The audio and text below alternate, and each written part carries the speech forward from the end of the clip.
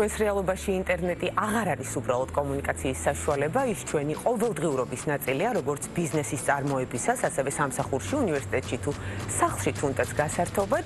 ჩვენელებული ინტერნეტის დროს ხვდებით, რამდენად დამოკიდებული ვართ მასზე. დღეს ჩვენ სტუმართან ერთად ვისაუბრებთ, რატომ არის სწრაფი ინტერნეტი ასე მნიშვნელოვანი, რა უნდა ვიცოდეთ, როგორც მომხმარებლებმა, პროვაიდერებთან ურთიერთობისას და როგორი იქნება ინტერნეტის მომავალი იმ პირობებში, როდესაც უკვე საუბარია 6G-ს დანერგვის პერსპექტივაზე. უჩა სეთური მცირე და საშუალო ტელეკომ ოპერატორების ასოციაციის აღმასრულებელი დირექტორი შემოგვიერთდება ამ და სხვა თემებზე სასაუბროთ პირდაპირ ეთერში. ბატონი უჩა უკვე ჩვენთან არის სტუდიაში, მოგესალმებით. ძალიან დიდი მადლობა სტუმრობისთვის და თქვენი დროისთვის.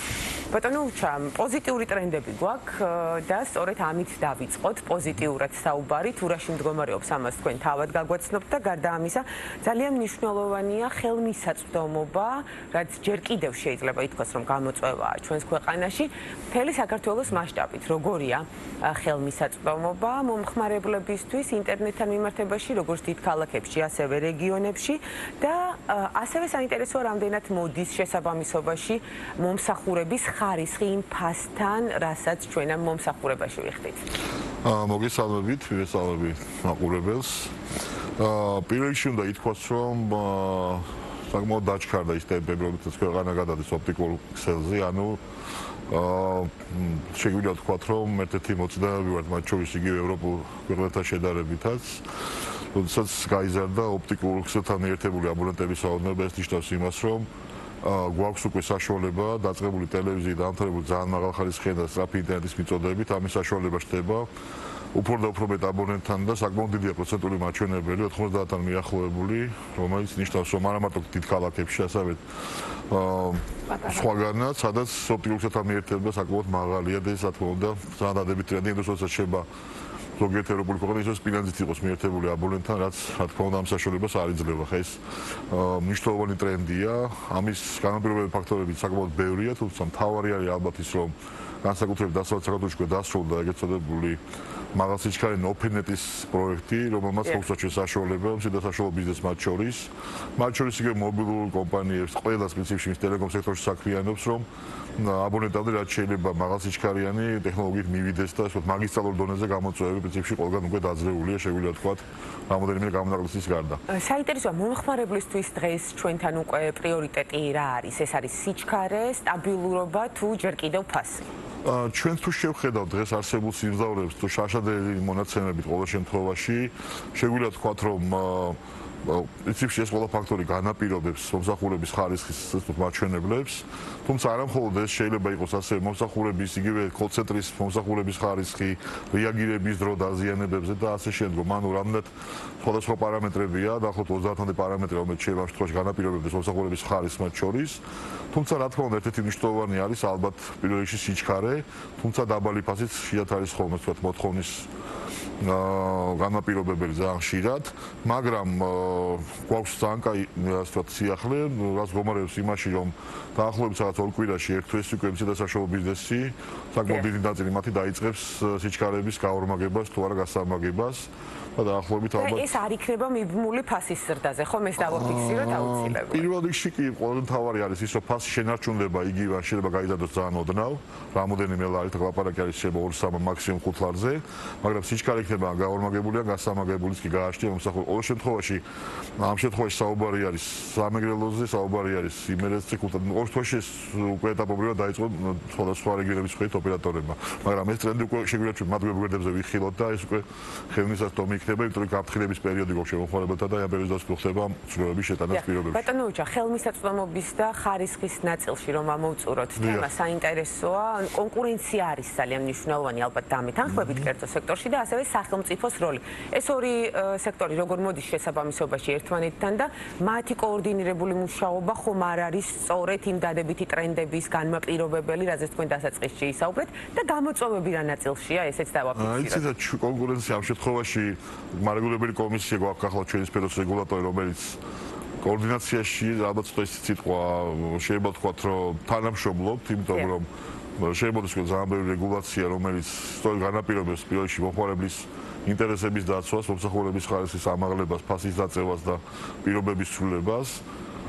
ბოლო 2-3 წელი უკვე ეს ინტენსიურად ხდება და ეს მოცემულობა ჩვენ იგივე მობილურ ბაზარზეც ვიხილეთ და ასე ცოტა შეიძლება მოსაწყენი იყოს ახლა ეს რიგითი მაყურებლისთვის, მაგრამ შეიძლება დაგაწყვეტოთ, რომ ეს რეგულაციები ხელმისაწვდომია, საკმაოდ მჭიდროდ თანამშრომლობთ მათ შორის ევროპელი ექსპერტების დახმარებით, რომ რაც შეიძლება, ასე ვთქვათ, დროულად მოხდეს იმ რეგულაციების შემოღება, რომელიც მომხმარებელისთვის არის პირველში აუცილებელი და კონკურენციისთვის, რაც თავისთავად მომხმარებელთვის არის ეს თქვა გამიზრული და გაპირობებული. კი ბატონო და ახლა უკვე გადავიდეთ რჩევებზე, კონკრეტულ რჩევებზე ჩვენი მომხმარებლისთვის. პირველ რიგში გითხარით რა არის ხოლმე ის ძირითადი მიზეზი, რის გამოც მომხმარებელი ვერ იღებს იმ სიჩქარის და ხარისხის ინტერნეტს, რაც არის ხელშეკრულების პირობებით გათვალისწინებული და რაშიც იხდის კონკრეტულ თანხას და გარდა ამისა იდენტიფიცირება ჩვენ მომხმარებლებმა როგორ უნდა მოვახდინოთ, რამდენად ვიღებთ იმ მომსახურებას, რასაც დავხსნით. კი ბატონო.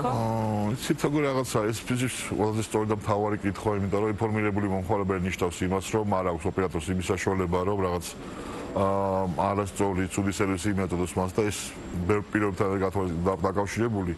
თუმცა მოდი დავიწყოთ იგივე თუნდაც კიბერჰიგიენა, თუნდაც იგივე ის რომ სახლის კომპიუტერი, სახლის ბანკა, რომელსაც ჩვენ ვიყენებთ დავშეთ ინტერნეტში მუშაობისთვის, ხო არ არის დაინფიცირებული, არის თუ არა ეს კაი მდგომარეობაში, არის თუ არა განახლებული. მაგრამ ძალიან მარტივ მაგალითს მოვიყვოთ, როგორც ეს მაგალითად Wi-Fi routeri, რომელიც ყველას გვაქვს სახში.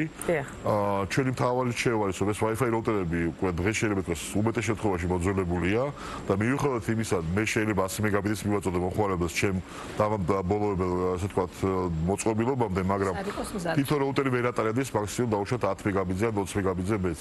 ამიტომ პროვაიდერი არ არის ვალდებული რომ მომხმარებელი უზრუნველყოს ვთქვათ შესაბამისი აპარატი. მე როცა დავდგა ამ შემთხვევაში დადგმის პერიოდში კი მომხმარებელმა უნდა მოთხოვოს ოპერატორს რომ მას დაუდგოს Wi-Fi 6-ის მინიმუმ დღეს დაუშვათ სტანდარტის Wi-Fi routeri თუ ეს თუ კომპანიის ვალდებულებაა, თუმცა ჩვენ ვსაუბრობთ აბონენტებს, რომლებიც შეიძლება უკვე 10 წელი არიან მომხმარებლები და ეს routeri ფიზიკურად მოძველდა, ხო? ამ შემთხვევაში ეს უკვე მათი ქსელის ნაწილია და მათ რეჟიმში იმაზე რომ ყოველ შემთხვევაში მოითხოვო რომ ეს ქსელი განახდეს. ამიტომ ძალიან ბევრი დეტალია, მათ შორის იყო კომპიუტერების, საკუთარი კომპიუტერების მდგომარეობა, ხო არ არის შენელებული და ავირუსებული ჩვენი კომპიუტერები, რომ შეიძლება ჩვენ ოპერატორს ურეკავდეთ ყოველ თხოვეთ მაღალ სიჩქარეს, მაგრამ ეს არ იყოს მისი ბრალი და იყოს უბრალოდ ჩვენი ბრალიც, ხო?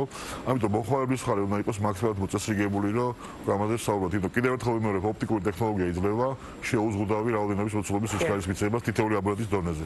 და ამიტომ მათი ინფორმირებულობა, მზაობა, იგივე კიბერჰიგიენა, ცნობიერების დონე მაქსიმალურად უნდა იყოს, ასე ვთქვათ, ანუ პასუხისმგებლობა არა მხოლოდ პროვაიდერზე, ასევე არის მომხმარებელზეც.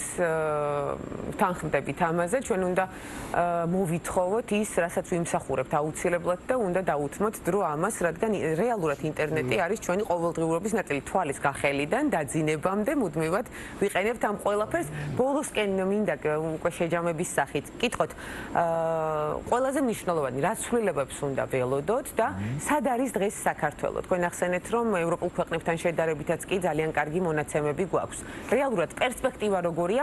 პირველ რიგში გკითხავთ რეგიონებში ხელმისაწვდომობის ზრდის და სრულად მოცვის ნაწილს. მოდით სამ რაღაცაზე შევაჩეროთ ყურადღება. პირველი არის ის, რომ ოფერეტი სრულდება წელს იმედი გვაქვს, რომ დამთავრდება და მთელი საქართველო ხდება შეერთებული ოპტიკური მაღალსიჩქარიანი ქსელით რეგიონების შეერთებას გულისხმობ თბილისთან. მეორე ამბავი არის ის, რომ რეგიონში, მაგალითად სომხეთთან და აზერბაიჯანთან შედარებით, თითოეულ მომხმარებელს გამოყენებული ინტერნეტის მოცულობა ჩვენ გვაქვს საკმაოდ დაბალი. ეს მონაცემი აუცილებლად უნდა შეიცვალოს და გაუმჯობესდეს. ასე ვთქვათ, 30-ია საშუალოდ მომხმარება 30 მეგაბიტი მომხმარებლის დღეს, თუმცა ვფიქრობ, ეს მონაცემები მინიმუმ გაორმაგდება შემდეგი წლისთვის ყოველ შემთხვევაში ნახოთ, იმიტომ რომ 5G-ს უკვე ინერგება, ეს ოპტიკური ქსელი სრულდება და ბევრი რაღაცები იცვლება. და მესამე არის ის, რომ რჩევა მომხმარებლებისთვის კიდე არის ეს მარეგულირებელი კომისიის პროგრამა, თუ გიჭედავს შეამოწმე, ასე ვთქვათ, რომელიც უნდა გამოიყენონ მათ თუ აქვთ ეჭვი, რომ დავუშვათ არ იღებენ იმ მომსახურებას, რაც მათ ხელშეკრულებაში ან მომსახურების პირობებში უწერიათ, შეუძლიათ ეს გადაამოწმონ მარტივად, რომ კომპანიის ვალდებულების ნაწილში მაინც სრულდება თუ არა მათი ვალდებულება სრულად. ამიტომ ასე ვთქვათ, ძალიან ბევრია ისეთი ეტაპია დღეს წელს და მოდერნ წელს, რომელიც რადიკალურად შეცვლის მემოცემულობას საქართველოში. ძალიან დიდი მადლობა, მუდმივი პროგრესია ამ მიმართულებით, როგორც ხედავთ, რაც არის უკვე ძალიან კარგი, დაგემშვიდობებით, დიდი მადლობა სტუმრობისთვის. საინტერესო და დამაიმედებელი ინფორმაციებისთვის. უჩასეთური მცირე და საშუალო ტელეკომ ოპერატორების გამგეობის თავმჯდომარე იყო ჩვენი სტუმარი.